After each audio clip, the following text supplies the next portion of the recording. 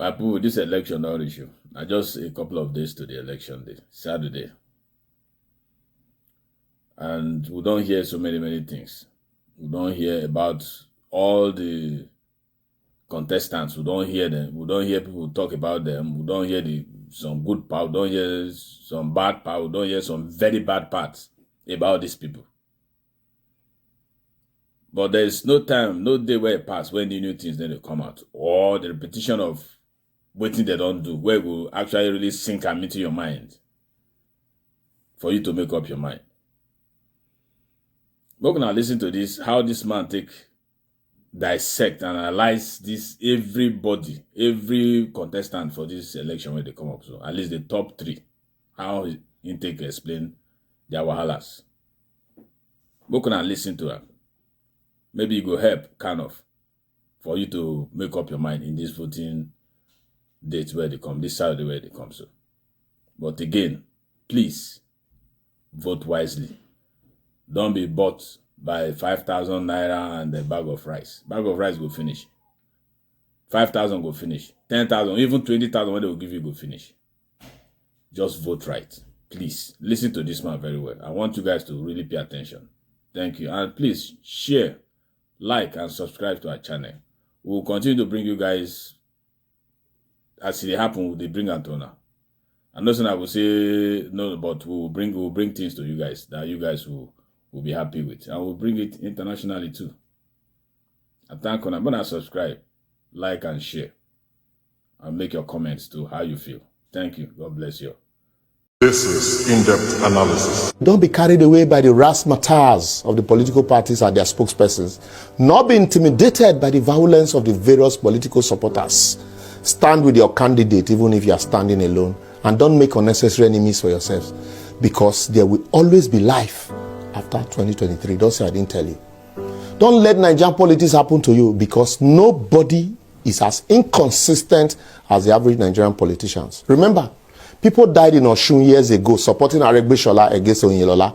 But when Oyinlola joined APC, the families of those that died were left to mourn their dead. So borrow yourself a brain. Don't die in their fight in 2023. My principal, Festus Keyamo, was a shining example to some of us. Strong critic of anti-democratic forces. But today, my bros is trying to defend everything he once fought against. I know qualms about it. As you know, Nigeria politics happened to him. My Egbon, Big Egbon Oshomole, was a strong labor leader who fought against oppressive government forces. But unfortunately today, he's among the government's forces oppressing workers with hunger and ASU with no work, no pay. My dear, may Nigeria politics not happen to you like that.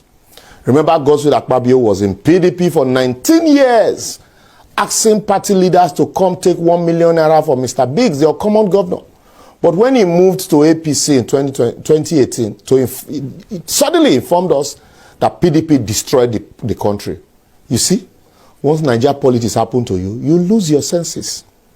I don't even want to talk about Femi Fani-Kayode, as his notoriety for political prostitution has been taken judicial notice of by everybody, including you.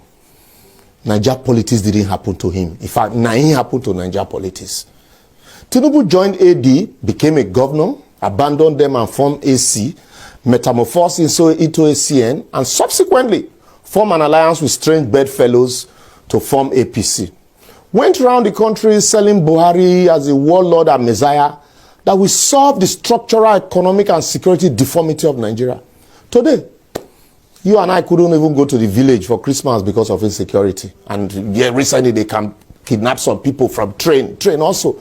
Yet today he's campaigning to build on the achievement of Buhari. I want to ask, which achievement? Banditry, hunger, kidnapping, general insecurity or poverty? I leave you to answer that. That is if Nigerian politics never happened to you. Godwin Obaseki and his deputy Philip Shabu were in APC from inception, only to move into PDP. And today we open their mouth to criticize APC and the people. When Nigeria don't happen to, go they defend and clap for them. Continue. How about Daniel Buala, my learned colleague? Until a few months ago, was a strong supporter of Buhari and APC. And today, he's speaking for PDP and criticizing the APC he was once speaking for just a few days ago. How else can you describe Nigeria politics happening to someone?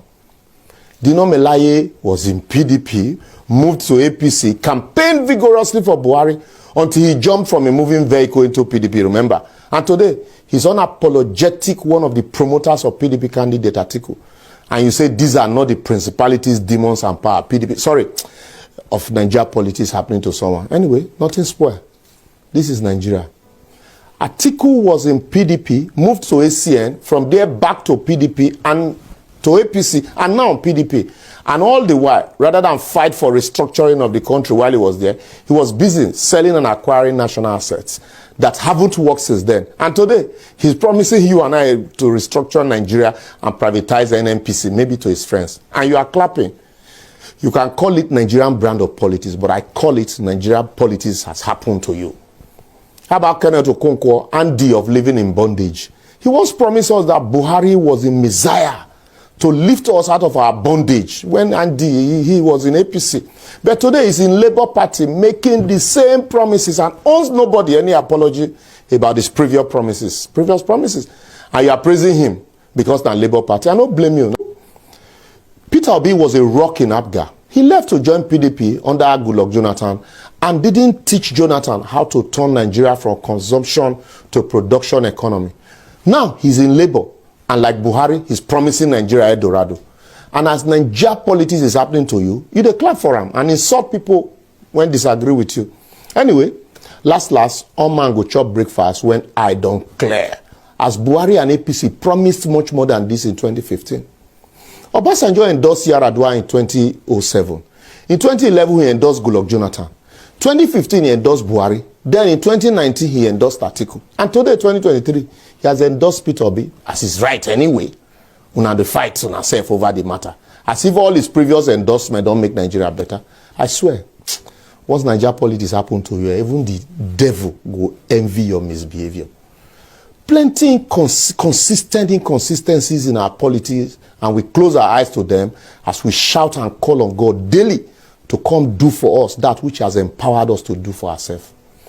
I will therefore advocate for as long as we keep allowing Nigeria brand of politics to happen to all of us, we'll continue to tolerate these types of inconsistent actors in our political systems while doing the same thing from different political platforms, setting and operating under the same set of rules, laws, orientation, and mindset, and expecting something different. Well, even if I reject it for you, have you rejected it for yourself?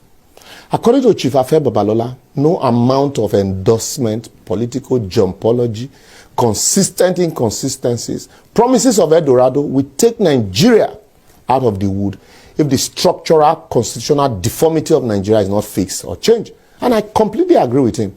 Yet, as usual, all the political parties are afraid to discuss this for fear of incurring the wrath of our principalities. So, my advice to you, maintain your sanity. To maintain your sanity in 2023, forget all the noise, the political jingles, the promises by politicians, as they will always overpromise and underdeliver.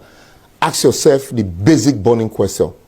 What are the indicators, indices, possibilities, and precedent on ground that points to the achievement of these plenty promises by the various political parties?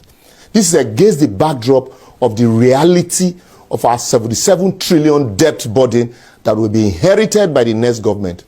If you can answer that question for yourself and take your stand, Nigeria politics would happen to you in 2023. As sense will fall on you. Blessed are those who are not expectant, for they shall not be disappointed.